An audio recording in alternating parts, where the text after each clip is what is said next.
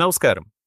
ഇന്നത്തെ വീഡിയോ പ്രശസ്ത ചലച്ചിത്ര നിരൂപകനും മാധ്യമപ്രവർത്തകനുമായ എ. ചന്ദ്രശേഖരൻ രചിച്ച കേരള ഭാഷാ ഇൻസ്റ്റിറ്റ്യൂട്ട് പ്രസിദ്ധീകരിച്ച പോസ്റ്റ് ട്രൂത്ത് സിനിമ എന്ന ചലച്ചിത്ര പഠന ഗ്രന്ഥത്തിന്റെ പ്രകാശന ചടങ്ങിലേക്കാണ് മാധ്യമ പഠന കേന്ദ്രം നിങ്ങളെ കൊണ്ടുപോകുന്നത്.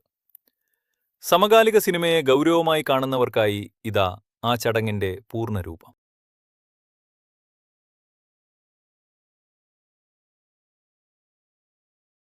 ഈ വളരെ ഔപചാരികമായാണ്, എന്നാൽ അനൗപചാരികവും ഔപചാരികമായിട്ട് ചടങ്ങാണ്.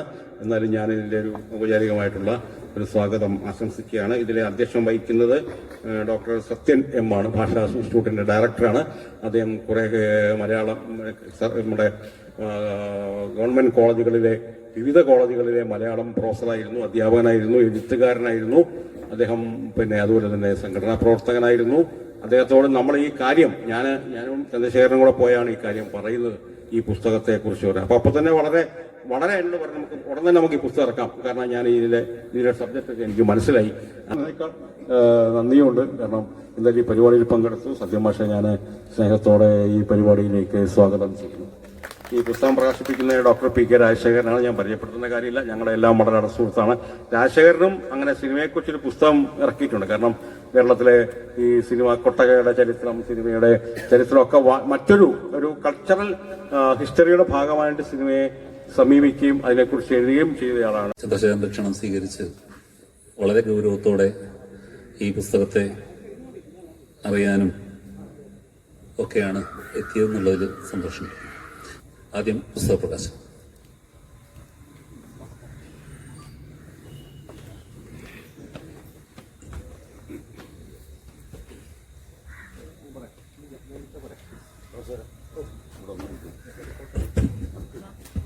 പുസ്തക പ്രകാശനത്തിനായി ഡോക്ടർ പി കെ രാജശേഖരനെയും സ്വീകരിക്കാനായി ശ്രീമതി ബിദു വിൽസന്റെയും ക്ഷണിക്കുന്നു.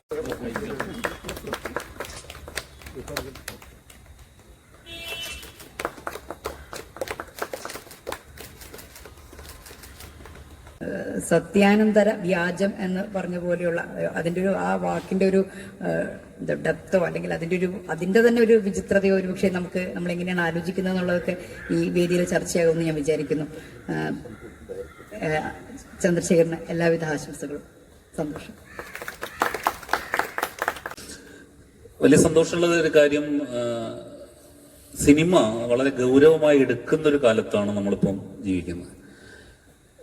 ആദ്യകാലത്ത് സിനിമാ നിരൂപണമൊക്കെ കേൾക്കുമ്പോൾ വല്ലാണ്ട് പ്രയാസം തോന്നും. കാരണം എന്താണ് സിനിമയുടെ കഥ എന്ന് പറഞ്ഞു തരാൻ പ്രത്യേകിച്ചൊരു നിരൂപണന്റെ ആവശ്യമില്ല.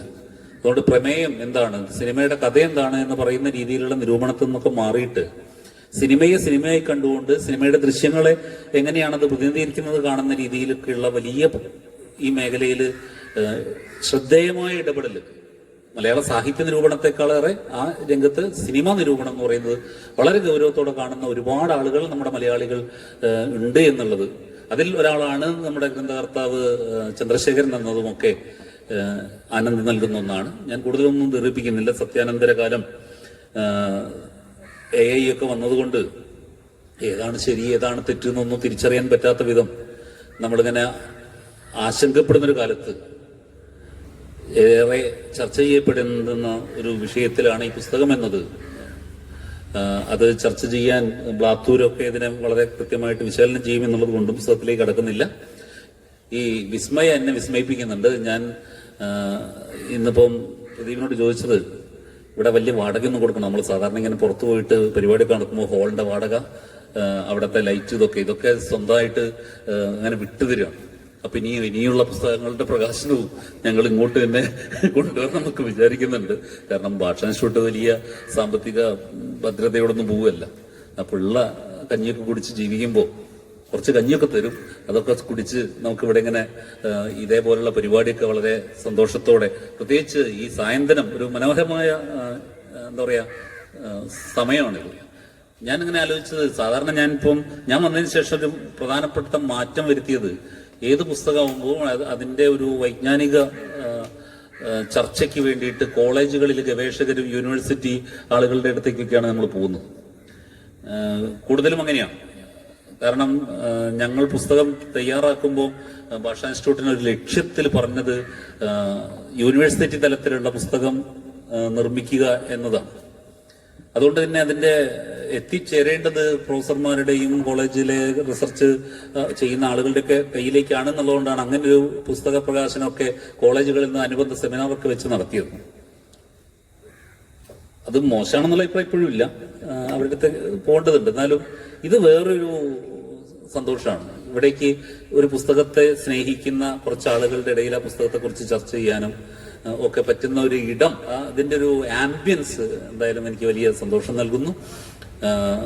ഈ പുസ്തകം പ്രകാശനം നിർവഹിച്ച എൻ്റെ സുഹൃത്ത് നമ്മളോട് സംസാരിക്കും, അതിനായിട്ട് ക്ഷണിക്കുക.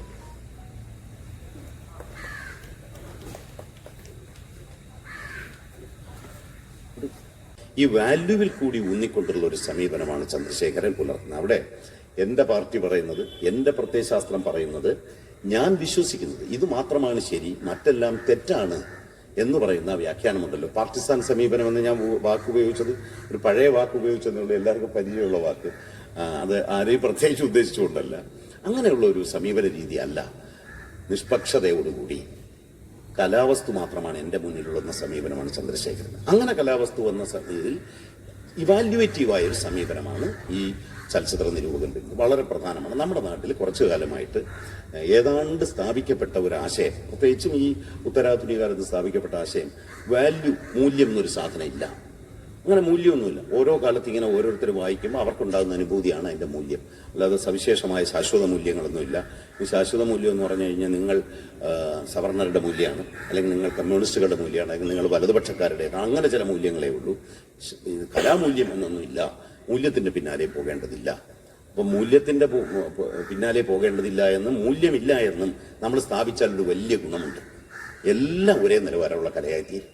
ആരും ഒരേ നിലവാരത്തിൽ, ഏത് നോവലിസ്റ്റും ചന്തുമേനോനും ശ്രീരാമപിള്ളയും ആയിത്തീരും, ഏത് ചിത്രകാരനും പിക്കാസോയും രവിവർമ്മയും ആയിത്തീരും, ഏത് ശില്പിയും കാനായി കുഞ്ഞിരാമനും ഹെൻറി മൂറുമായി തീരും. കാരണം എല്ലാവരും മൂല്യമില്ലല്ലോ, എല്ലാവരും തുല്യമാണ്. ജനാധിപത്യത്തിന്റെ ഒരു സ്പേസിലാണ് പ്രവർത്തിക്കുന്നത്. പക്ഷേ യഥാർത്ഥത്തിൽ കല അങ്ങനെയല്ല. എന്തായാലും അവ തമ്മിൽ വ്യത്യാസം ഉണ്ട്. ചില കലകൾക്ക് മൂല്യം കൂടുതലാണ്, അവ കൂടുതൽ കാലം നിലനിൽക്കുന്നു, വീണ്ടും വീണ്ടും ആസ്വദിക്കപ്പെടുന്നു, ഓരോ കാലത്ത് പുതിയ അർത്ഥങ്ങൾ ഉണ്ടാക്കും. അങ്ങനെ ആണ് ഈ മൂല്യാധിഷ്ഠിത സമീപനം ഇതിലുള്ളത് കൊണ്ട് ഈ പോസ്റ്റ് ട്രൂത്ത് കാലത്ത് എങ്ങനെയൊക്കെയാണ് സിനിമ വന്നത്? കേരളത്തിലില്ലാത്ത ഒരു, നമ്മുടെ പോസ്റ്റ് ട്രൂത്ത് കാലത്ത്, അതായത് 18 ശേഷം വന്ന ചെറുപ്പക്കാരുടെ ഇത് ആർട്ട് സിനിമയാണ്, കമേഴ്ഷ്യൽ സിനിമയാണെന്നുള്ള വിഭജനം ഈ പുസ്തകത്തിലില്ല. ഇത് സിനിമ, ഒരു കലാവസ്തുവായ സിനിമയും. അതിനാൽ ചന്ദ്രശേഖരൻ സമീപകാലത്തായിട്ട് വളരെ പ്രാബല്യം നേടിയ ഐഡന്റിറ്റി പൊളിറ്റിക്സിനെതിരെ അതിശക്തമായ വിമർശന നിലപാടുകൾ ഉയർത്തുന്നു. പൊതുവെ കേരളത്തിൽ വളരെ അപകടകരമാണ് ഇങ്ങനെയുള്ള നിലപാടെടുക്കുക.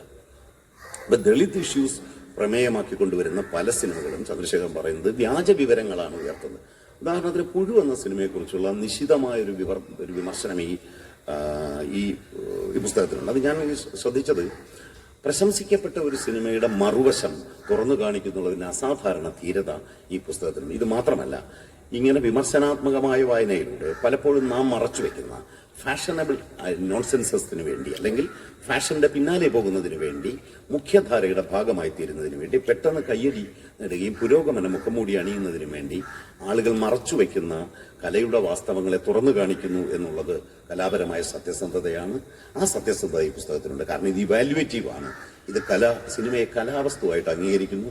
കലയുടെ പരിശോധന മൂല്യാധിഷ്ഠിതമായിരിക്കണം എന്നുള്ള വാദവും അത് ഉയർത്തും. ആ മൂല്യം എന്ന് പറയുന്ന പഴയ കാലത്തെ മൂല്യങ്ങൾ വെച്ചല്ല, പുതിയ കാലത്തെ രാഷ്ട്രീയ സാമൂഹികമായ പശ്ചാത്തലം. ഞാൻ പറഞ്ഞത് ഞാൻ ചുരുക്കി പറഞ്ഞാൽ ഇതൊരു എത്തിക്കൽ ഡിഫൻസ് ഉണ്ട്. നമ്മുടെ കാലത്ത് സിനിമയും സാഹിത്യവും ഉൾപ്പെടെ എല്ലാ കാര്യങ്ങളെയും സമീപിക്കേണ്ടത് എത്തിക്കലായി മാത്രമേ പറ്റൂ. എത്തിക്കലാവുക എന്ന് പറഞ്ഞാൽ മൊറാലിറ്റി വാദിക്കുക, സദാചാരവാദമല്ല. മറിച്ച് എല്ലാ കലയും ഉണ്ടാകുന്നത് ഒരു സാമൂഹിക സോഷ്യൽ റോളിന് വേണ്ടിയാണ്. സാമൂഹികമായ ദൗത്യമുണ്ട് കലയ്ക്ക്. അതുപോലെ തന്നെ അതറിന് വേണ്ടി, മറ്റുള്ള ഒരാളിന് വേണ്ടിയാണ്. ഇതിനെക്കുറിച്ചാണ് അത് എഴുതുന്നത്. മറ്റു മനുഷ്യരെക്കുറിച്ച്, മറ്റു സമൂഹങ്ങളെക്കുറിച്ച് ഒക്കെയാണ് കല എഴുതപ്പെടുന്നത്. അവരോടുള്ള കൺസേൺ അത് വളരെ പ്രധാനമാണ്. അത് യാഥാർത്ഥ്യാധിഷ്ഠിതമായിരിക്കണം, സത്യസന്ധമായിരിക്കണം. അതാണ് എത്തിക്കൽ ഡിഫൻസ് എന്ന് പറയുന്നത്. അങ്ങനെ ഈ പുസ്തകം മലയാളത്തിലെ ചലച്ചിത്ര നിരൂപണത്തിൽ ഒരു എത്തിക്കൽ ഡിഫൻസ് നൽകുന്നു എന്നുള്ളതാണ് എൻ്റെ ആത്മാർത്ഥമായ വിശ്വാസം. ഈ മിസ്ഇൻഫർമേഷനെ കുറിച്ചൊക്കെ നമ്മൾ എഴുതും, അത് നമ്മൾ തിരിഞ്ഞുകുത്തും എന്നുകൂടി നമ്മൾ ശ്രദ്ധിക്കേണ്ട ഒരു കാര്യം ഉണ്ട് എന്ന് മാത്രം പറഞ്ഞുകൊണ്ട് ഈ പുസ്തകം പ്രകാശനം ചെയ്യുന്നതിന് എനിക്ക് അത്യധികം സന്തോഷമുണ്ട്. കാരണം ചന്ദ്രശേഖരൻ ദീർഘവർഷങ്ങളായി എൻ്റെ സുഹൃത്താണ്. അപ്പം ചന്ദ്രശേഖരൻ്റെ എല്ലാ പുസ്തകങ്ങളും ഒരുമിച്ച് അടുക്കി ഞാൻ വെച്ചിട്ടുണ്ട്. അതിന് ചന്ദ്രശേഖരൻ അലമാര സ്പേസിന് എനിക്ക് പ്രത്യേകം പൈസ തരേണ്ടതാണ്. അങ്ങനെ കെ ശ്രീകുമാറിനും എ ചന്ദ്രശേഖരനും രണ്ട് സുഹൃത്തുക്കളുടെ പുസ്തകം ഞാൻ ഇങ്ങനെ ഒരുമിച്ച് ഇങ്ങനെ അടുക്കി വെച്ചിട്ടുള്ളത്. അത്രയധികം അവർ എഴുതുന്നുണ്ട്.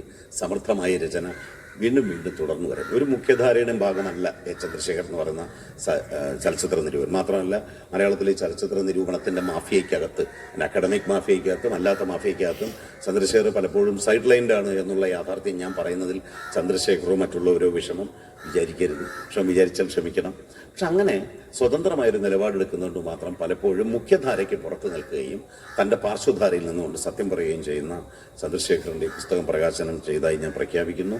അതിന് ചന്ദ്രശേഖരനെ ക്ഷണിച്ചതിൽ ഭാഷാ ഇൻസ്റ്റിറ്റ്യൂട്ടിനോടും ചന്ദ്രശേഖരനോടുമുള്ള എല്ലാ കടപ്പാടും നന്ദിയും പ്രകടിപ്പിക്കുന്നു. എല്ലാവർക്കും നന്ദി.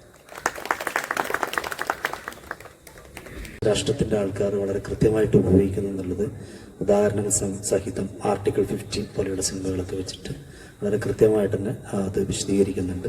സമൂഹത്തിൻ്റെ പല ബ്ലാക്ക് ഹ്യൂമറുകളായിട്ടുള്ള കാര്യങ്ങളൊക്കെ വളരെ സറ്റയറായിട്ട് തന്നെ നിർമ്മിക്കുന്ന സിനിമകളെ കുറിച്ച് വളരെ സവിസ്തരം പ്രഖ്യാപിക്കുന്നുണ്ട് ഈ പുസ്തകത്തിൽ എന്നുള്ളതാണ്. ഇതിൽ വേറൊന്നു വെച്ചാൽ ഈ ചന്ദ്രശേഖര മാഷിൻ്റെ ഒരു വിമർശകൻ ഉണരുന്ന ഒരു ചാപ്റ്ററാണ് സത്യാനന്ദ കാജിൽ കമ്പോള മാനിഫെസ്റ്റോ എന്ന് പറയുന്നൊരു ചാപ്റ്ററുണ്ട്. അതിൻ്റെ അകത്ത് എങ്ങനെയാണ് പെയ്ഡ് ന്യൂസുകൾ അല്ല പ്രൊമോഷൻ്റെ ഭാഗമായിട്ട് ഉണ്ടാക്കുന്നത്, അല്ലെങ്കിൽ ഡീപ്രൊമോട്ട് ചെയ്യാൻ വേണ്ടിയിട്ട് എങ്ങനെ പെയ്ഡ് ചെയ്യുന്നു എന്നുള്ളതാണ്. ഇപ്പം വിമർശനം എന്ന് പറയുന്നത് റോസ്റ്റ് ചെയ്യുക എന്ന അർത്ഥമാണ്, അല്ലെ? റോസ്റ്റിംഗ് എന്നാണ് പറയുക. വിമർശനം എന്ന് പറയുന്ന വാക്ക് പോയിട്ടുണ്ട്. വളരെ പോസ്റ്റ് ട്രൂത്ത് എന്ന് പറയുന്ന ഒരു സത്യത്തെക്കുറിച്ച് വളരെ കൃത്യമായിട്ട് തന്നെ പി കെ രാജൻ മാഷ് സൂചിപ്പിച്ചിട്ടുണ്ട് വളരെ വിശാലമായിട്ട്. അതുകൊണ്ട് തന്നെ ഈ പുസ്തകത്തിലേക്ക് കടക്കുന്നതിൽ ഒരു എളുപ്പമുണ്ട് എന്നാണ് എനിക്ക് തോന്നുന്നത്.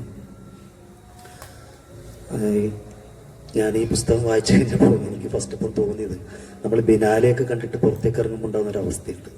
കാണുന്നതെല്ലാം ഒരു എന്താ പറയണ്ട ഇൻസ്റ്റലേഷൻ ആണെന്ന് തോന്നിപ്പോകുന്നൊരു സ്ഥിതിവിശേഷം. കൂട്ടിയിട്ടിരിക്കുന്ന കല്ലുകൾ അല്ലെങ്കിൽ എവിടെയെങ്കിലും കുറച്ച് മരക്കൊമ്പൊക്കെ വീണ് കിടക്കുന്നതൊക്കെ ഉണ്ട്. അതൊരു പ്രശ്നം എനിക്ക് ഈ പുസ്തകം വായിച്ചപ്പോൾ. കാരണം ഇതിനകത്ത് മുഴുവൻ തിയറിയല്ല കിടക്കുന്നത്, സന്ദർഭങ്ങളാണ്. നമ്മുടെ ജീവിതം കടന്നു പോകുന്ന സന്ദർഭങ്ങൾ. അത് പ്രത്യേകിച്ചും സിനിമകൾ ഉദാഹരണമായിട്ട് കൊണ്ടുവരുമ്പോൾ നമുക്കറിയാം, നമ്മളെപ്പോഴും സിനിമ നമ്മളൊരു വാട്സപ്പിൽ സ്റ്റിക്കർ അയക്കുമ്പോൾ ഏതെങ്കിലും നടൻ്റെയോ അല്ലെങ്കിൽ ഏതെങ്കിലും സിനിമയുടെ രംഗം വെച്ച് വെച്ചിട്ടാണ് അയക്കുക, അല്ലെ? അപ്പം അത്രത്തോളം നമുക്ക് സിനിമയായിട്ടുള്ള ബന്ധമുണ്ട്.